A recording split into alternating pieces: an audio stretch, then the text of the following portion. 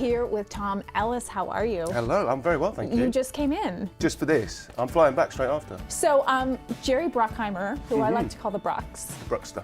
Executive producer on the show. Was he on set? Did he show up? Are you like this with him? Never met him. No, because he called you, I think I saw on the Fox website, he called you like dashing or devilishly, which you are sort of, I mean, you are. Thanks. Literally on the show. Not, you seem lovely in person, No, but actors these days gain 30 pounds, lose 30 pounds. I would love to get a job where you have to put on loads of weight for it. That would just be my Okay, dream. so that's your dream. That would be my dream. What about like a 30 in 6 weeks? You got to gain 30 pounds because actors talk about it like it's the worst thing ever. What was the worst thing about, like, basically they do it by drinking, I think Russell Crowe did it by drinking whiskey and eating donuts.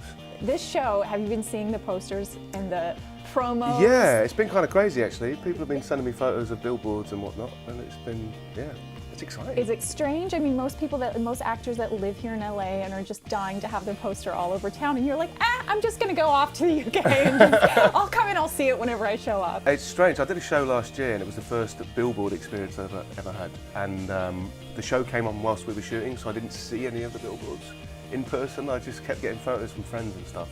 And all I really wanted to do was be here and stand underneath one and go like that. Are you going to do it while you're here? Oh yeah, On your way back to the airport? Absolutely. We'll make sure, I'll take it if you want. Yeah, please do. Yeah. Are your mum and dad so proud? Yeah, quietly proud. My mum and dad are quietly proud see, people. I'm Canadian and I totally get that sort of like more low-key thing. Yeah, much more low-key. They're not American like, parents, woo!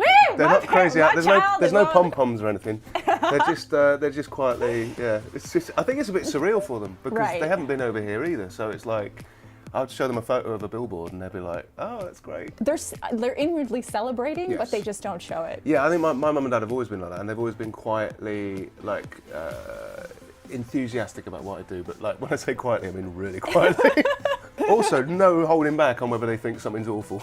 Oh yeah, oh no, that's totally a Canadian thing too. That's fair game. But they never think anything you do is awful, right? You're their child. You've not seen everything I've done, so. Okay, you only show them certain things. Yeah, exactly. People like to tell you their deepest, darkest secrets. You can draw out people's deepest desires. So on the flip side, I want to know one deep, dark secret. Of mine? One desire, like a. Oh, desire? Yeah.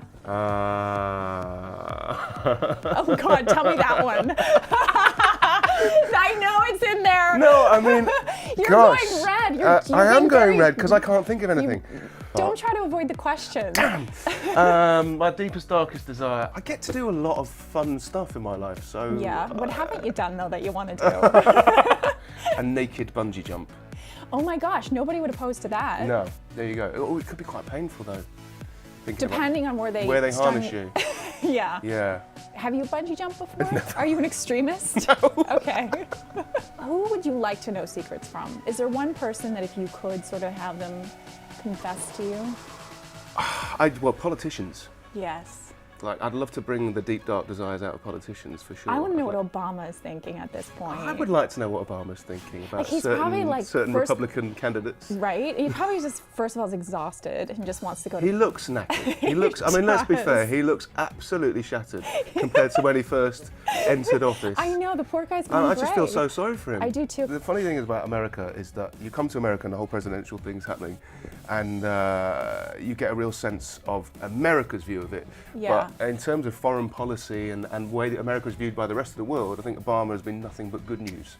So you went to the Royal Scottish Academy of Music and Drama. Of Music and Drama, thank you. With James McAvoy. Yeah.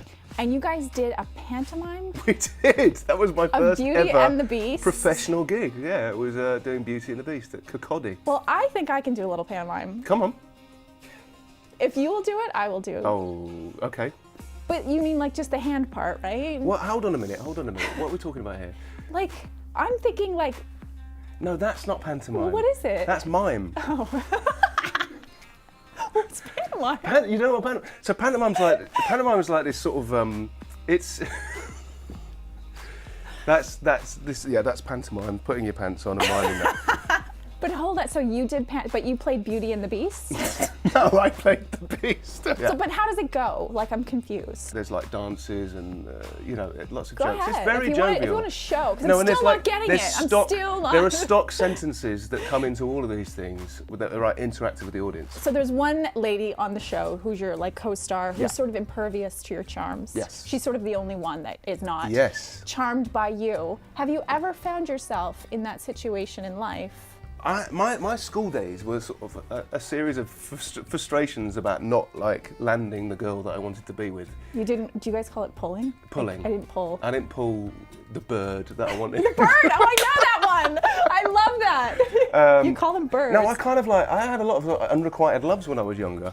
And it was always like their mums really wanted me to get together with the girl. So then it was never going to happen because they were like, they're never going to do what their I mother was tells the them to do. opposite of a bad boy. Right. So it's quite nice now that I'm play playing Lucifer. the ultimate bad boy, and I can sort of turn around to them and go, see, your mum was wrong.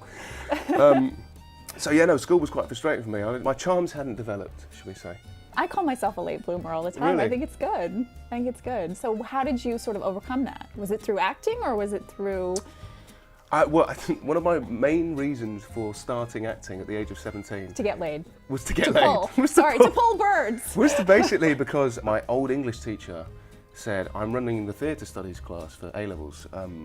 Would you consider coming and to a couple of sessions of it? Because I've got 12 girls and 1 boy. I need some more boys. And I went, let's just take that back a second. You've got how many girls? Right, yeah, I'm in. So I basically started going for that reason, and then fell in love with acting and not girls. So that's how it all started, really. Well, both. Well, but yeah, both.